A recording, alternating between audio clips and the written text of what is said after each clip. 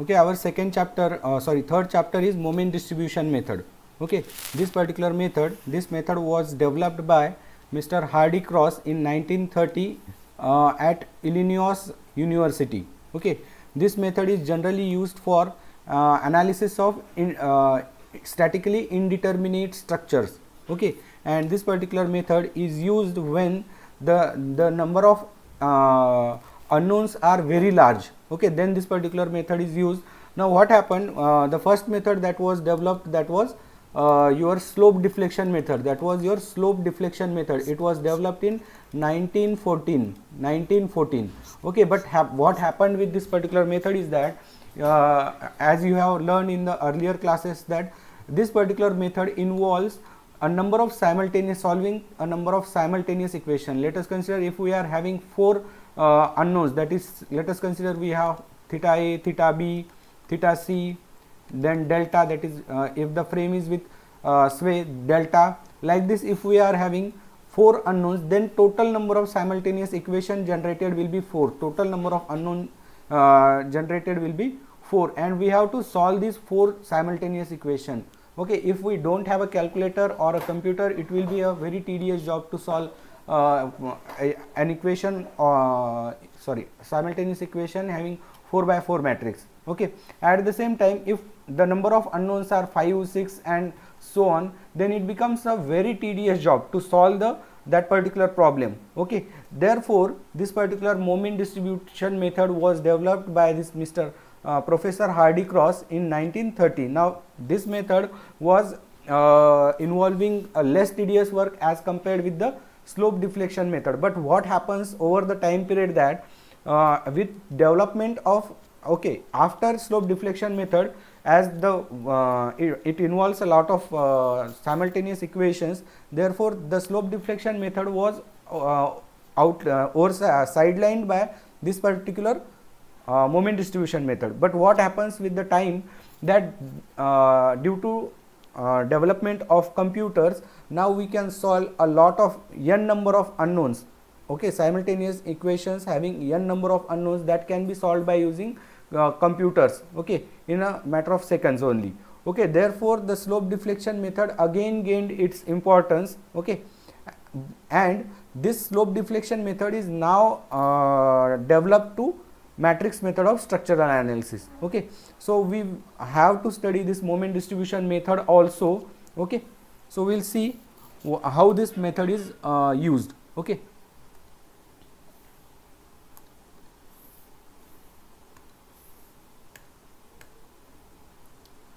okay, now in this particular method, what we will be doing, let us consider if we are having, a continuous beam like this, So first step what we will be doing is, let us consider we are having some frame like this. Okay, let us consider we are having some frame like this. Okay, we are having some frame like this. Okay, now here we know that there will be let us consider this is A, B, C, D, E, okay, and F. Now in this particular method, what we will be doing, we will first consider that all the joints whichever present in this particular frame, that are fixed. So what we will be doing, we will consider all the joints as fixed.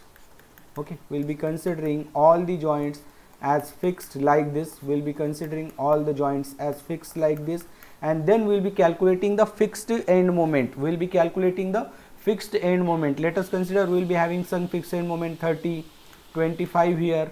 Okay, minus 25 here. This will be minus. Let us consider it is plus 39. Here we will be having minus 39. Let us consider 42 here. Okay, this will be minus 42. Let us consider here we have 42. Okay, let us consider we have here 25. Okay, this will be plus. Okay, let us consider here we have 38. Okay, like this, these fixed end moments are calculated. Now these fixed end moment will be unbalanced. These fixed end moments will be unbalanced. Okay, these fixed end moments, this will be unbalanced moment. unbalanced moment, these particular fixed end moment which are calculated by considering all the ends as a fixed, these moments will be unbalanced moments. So what we will be doing, next step will be, third step will be, what we will be doing, we will release one by one end. Okay, so what we will be doing, we will release one of the end. Okay, we will be releasing one of the end. Let us consider we release, okay, let us consider we release this joint B. Okay, and after releasing this joint B, whatever moments are present here, this 25 minus 25 or any other moment, sorry, it will be 39, it will be 39 minus 39. Okay, this will be minus 39. Okay, these two moments are available now. Here we are having plus 25 and minus 39. Okay, but you can see this particular moment here is unbalanced moment, So for balancing this moment, what we will be doing, we will release this fixity at this particular joint B and allow the rotation of joint B. We will be allowing the rotation of this particular joint B, okay, till the moment at this particular joint, B are balanced. Okay, till the moments at this particular joint B are balanced. Mathematically speaking, what we will be doing, we will be calculating the total unbalanced moment. You can see here we are having plus 25 kilonewton meter moment and minus 39 kilonewton meter moment. So the final unbalanced moment here will be minus 14 kilonewton meter, So balancing it means what we will be doing, we will apply a opposite moment, we will be applying an opposite moment of 14 kilonewton meter at this particular joint, 14 kilonewton meter at this particular joint, so that the unbalanced moment here will be 0, So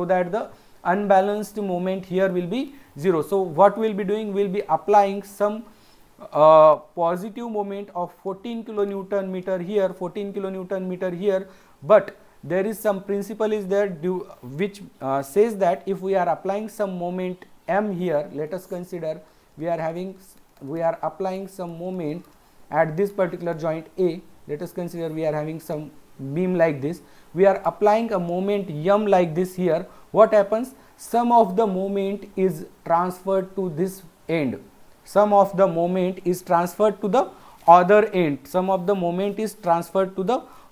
end, okay. So like this unbalanced balancing moment will be transferred to the other end, making the other end again unbalanced, making some other end like this end, these ends will be unbalanced. Okay, and this moment, this particular balancing moment of 14 kilonewton, this particular moment will be shared by BA, this will be shared by BA and BC, this particular balancing moment will be shared by BA and BC in some proportion. That proportion is called as distribution.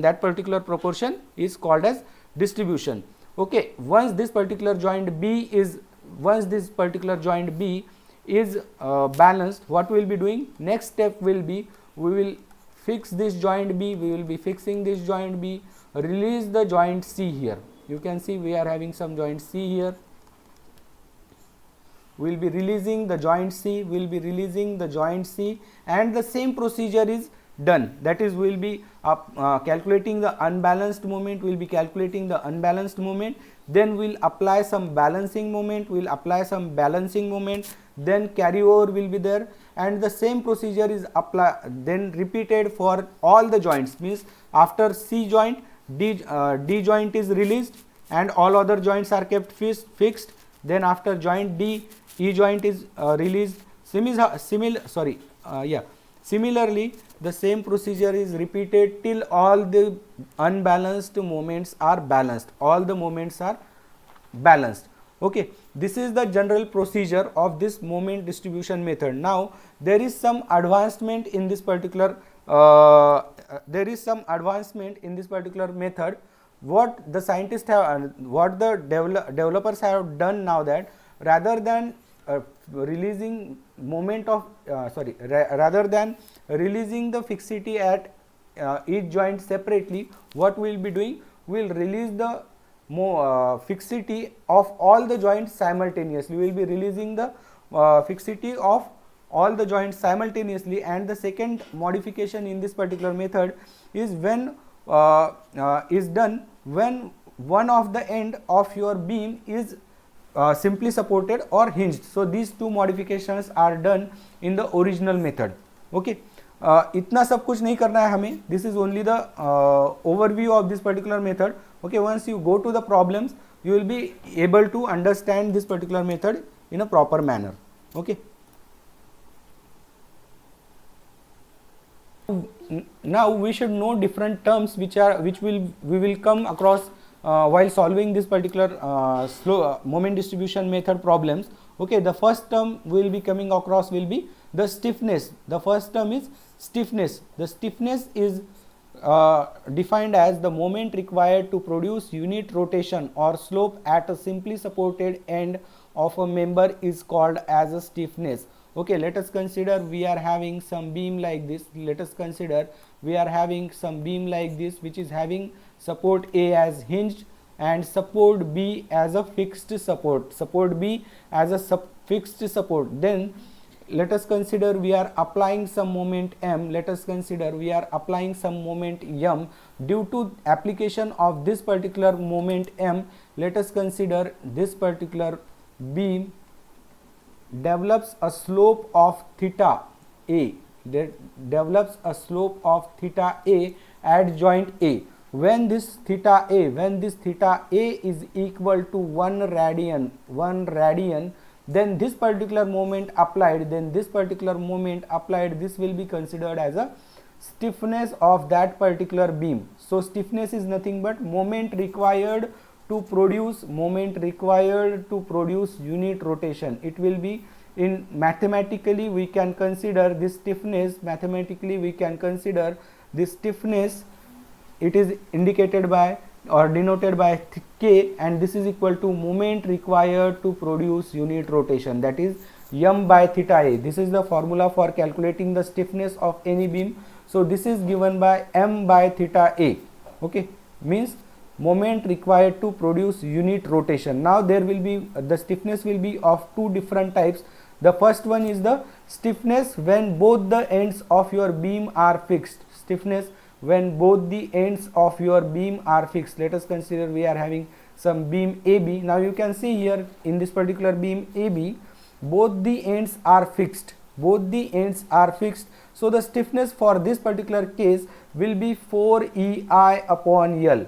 Okay, 4EI upon L means the moment required to produce unit rotation at joint A or B, that will be 4EI upon L for when both the ends of your beam are fixed. Now when one of the end of your beam is hinged, okay, there was some mistake. Okay, this is regarding, I explained the second point earlier. Okay, this is the stiffness when both the ends are hinged. Okay, when both the ends are hinged like this, then the stiffness for this particular type of beams, it is given by 3EI upon L. It is given by 3EI upon L. Means the moment required to produce unit rotation at joint A, this will be 3EI upon L. Okay, and when the both the ends are fixed, like this, okay, when both the ends of your beam are fixed, then the stiffness of that particular beam, this is given by 4EI upon L. Okay, and mathematically this stiffness K is equal to moment divided by theta of that particular joint. Okay, mathematically stiffness is equal to M by theta. Okay, stiffness is nothing but it is the moment required to produce a unit rotation. Okay, same point is explained here. Okay, when both the ends of your beams are hinged like this, you can see here at joint A and at joint B, both the ends are hinged. Let us consider we are applying some moment at joint A. Then this stiffness K is equal to MAB divided by theta A. We can consider it as a theta AB. then this will be 3 EI upon L. This will be 3 EI upon L. Okay, so this is the stiffness when both the ends of your beam, are hinged. Okay, both the ends of your beam are hinged, then we will be considering the stiffness of that particular beam as 3 EI upon L. You have to keep, you have to remember this particular formula for stiffness, because it will be required while solving the problems. Okay, so when both the ends are hinged, the stiffness K is equal to 3 EI upon L. Okay. Now second condition, when one of the end of your beam is fixed, that is the far end is fixed and the near end of your beam is hinged. You can see here in this particular beam, A support is a hinged support. It is a hinged support. Okay, and the far end of this particular beam, that is B support, it is a fixed support. It is a fixed support. You can see in this particular beam. Then the stiffness for this particular beam at A, the stiffness corresponding to A, this K will be equal to MAB divided by theta AB, that is equal to 4 EI upon L, 4 EI upon L. Okay, that is the moment required at A to induce the unit rotation of A is 4 EI upon L. Okay, this is the stiffness, this is the value of stiffness when one of the end is hinged, and other end is fixed, Okay, you have to remember these formulas. Okay, next point is carryover factor. Okay, now what happens if we are applying some moment, let us consider we are having some beam AB, having some beam AB like this. Okay, and if we are applying some moment M here, like this. Okay, let us consider we are applying a positive moment or clockwise moment of M here. Okay, what may happen, this particular beam, this will be deflected like this, Okay, this will be deflected like this, Okay, I'll draw it with yellow color. This will be deflected like this, making this particular angle theta A, But what happens if we are applying some moment at one of the hinged end? What happens? Some of this moment M is transferred to other end. This particular moment M, some of this moment will be transferred to other end. Let us consider the moment which is transferred to other end is M dash, Okay, so why this M dash is developing? Because we are applying some moment at A, so some of this moment is transferred to this particular joint B. Some of the moment will be transferred to joint B. Okay, now this transferred moment which is developed here, that is M dash, this is called as a carryover moment. This particular moment M dash is called as a carryover moment. Okay, if M is the applied moment,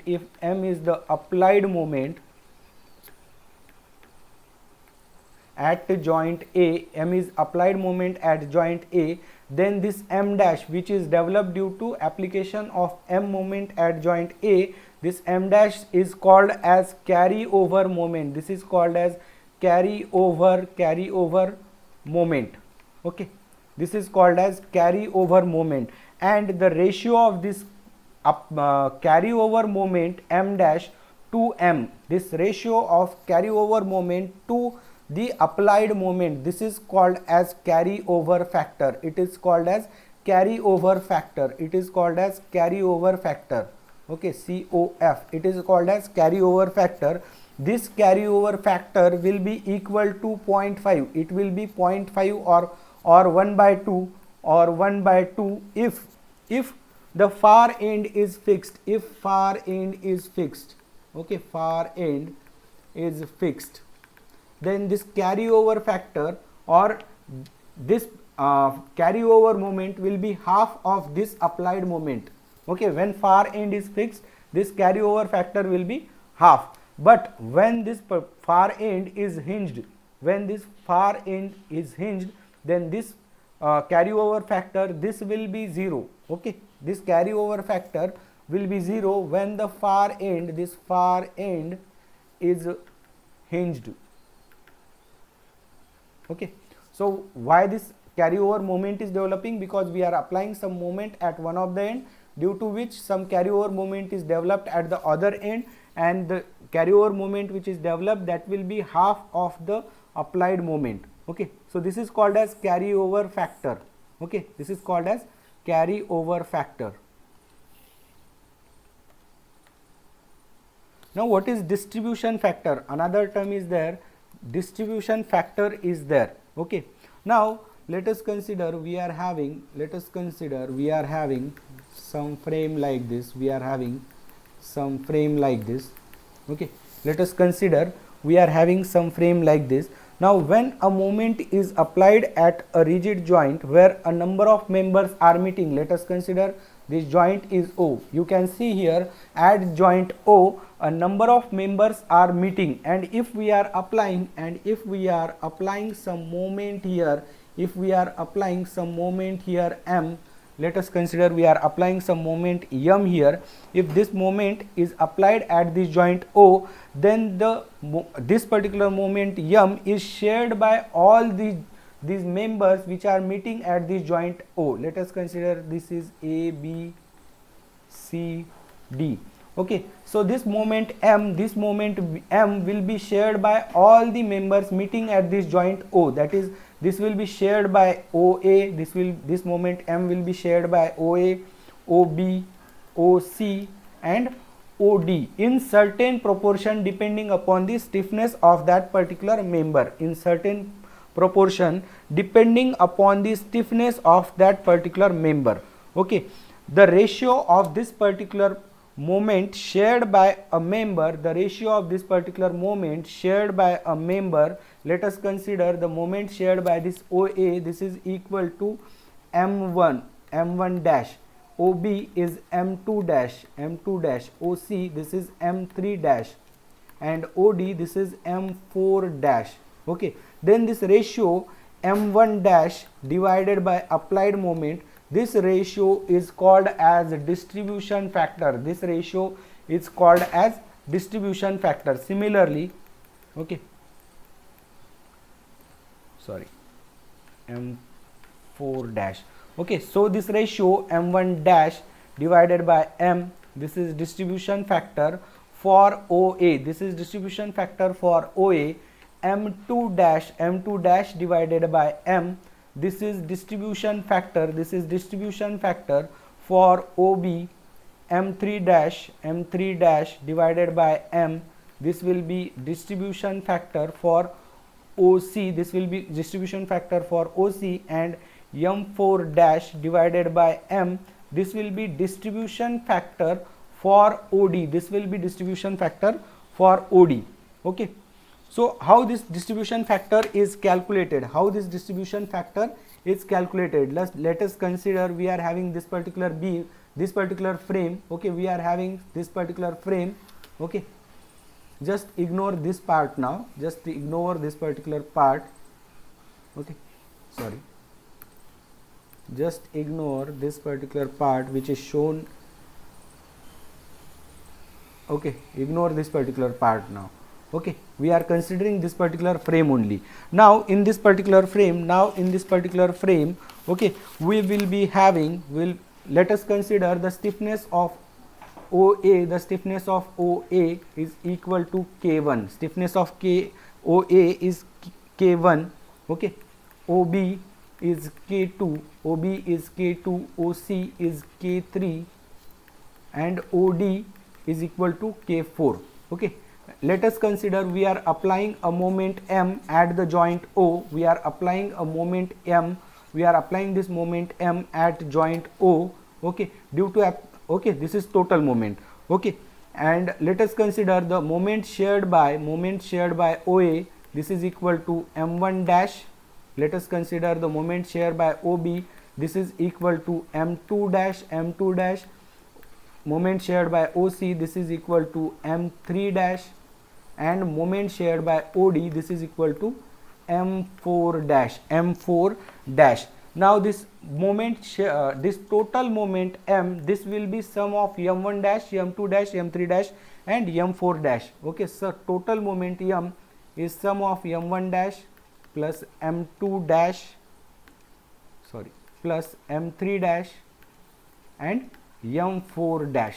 Similarly, the total stiffness of this joint, total stiffness of joint B, this will be sum of stiffness of OA, OB, OC and OD. So it will be K1 plus K2, here we have written this, okay, K2 plus K3 plus K4, K3 plus K4.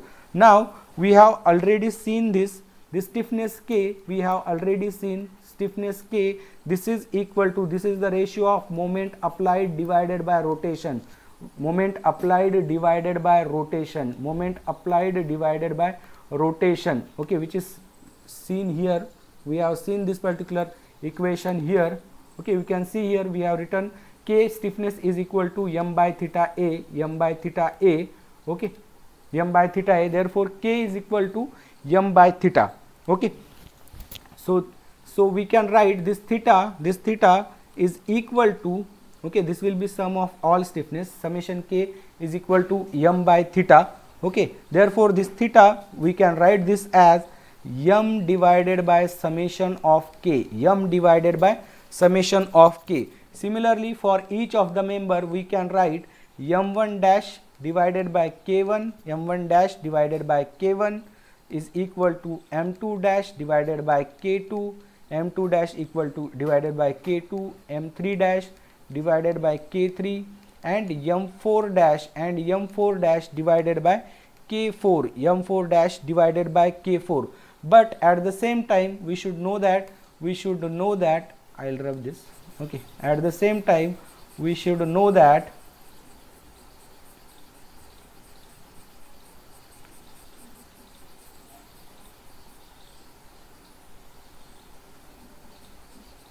at the same time we should know that we know that this M is equal to K theta, this M is equal to K theta because we are having this summation K theta, okay, this summation of K, this is equal to M by theta, therefore we can write M is equal to K theta, okay.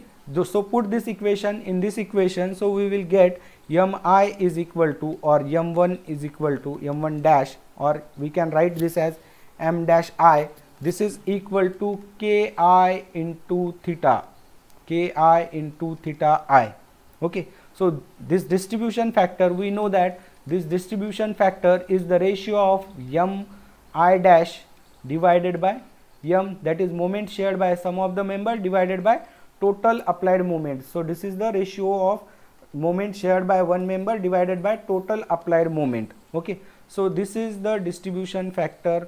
So this will be equal to, just put here summation,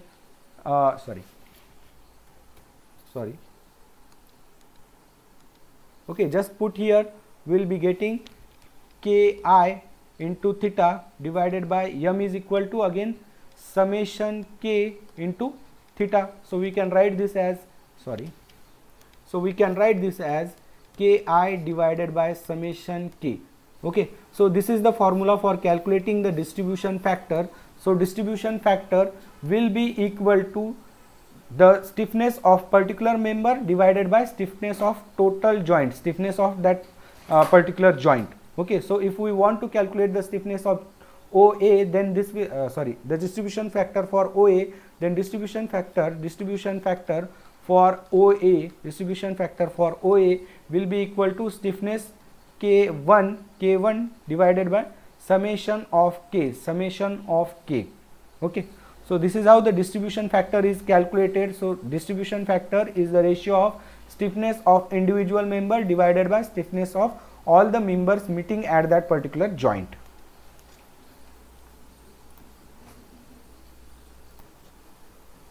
Now the distribution factor will be distribution factor when the far end is fixed, it will be 0, it will be 0, and distribution factor will be 1 if the far end is hinged. If the far end is hinged, then the distribution factor will be 1. Okay. So, we will start with the problem. Okay, you will get a better understanding when we will be solving the problems. Okay. So, this is the problem we have to solve. The problem statement is analyze the continuous beam shown in figure by moment distribution method. Okay. So, we have to use moment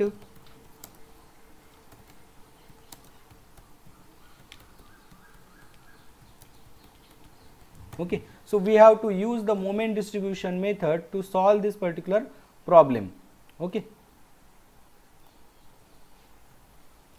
So, one continuous beam is given here. Okay, I will stop this here.